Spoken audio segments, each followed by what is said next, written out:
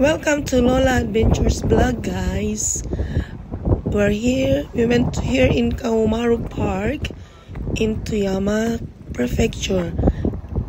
See, it's windy in this day, and today. as you can see, it's really beautiful place. There's an attraction.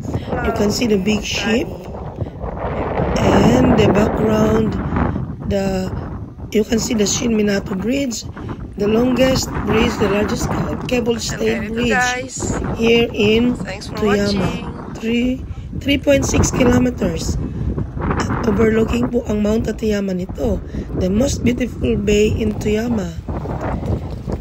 It's really windy and the cherry blossoms. There are spring flowers too, and it's really relaxing.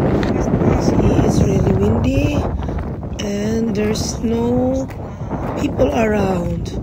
Sa oras na ito ay wala masyadong namamasyal. At andito po kami sa nearest seafood market. At tabi lang po ito ng Kaomaru Park. Marami pong tindahan dito. There are lots of tourists. And you can buy gift, umiyangi. See, maraming tourist po. Punta na po kayo rito. At pwede rin po kayo magpaluto dito na gusto nyo mga seafoods. May crabs, may shrimps, may fish. Iba-iba po. Ito po ang nabili namin, our favorite crab. Ayan, yummy, yummy. Sarap. Sarap po ng kain namin dito. At thanks for watching, guys.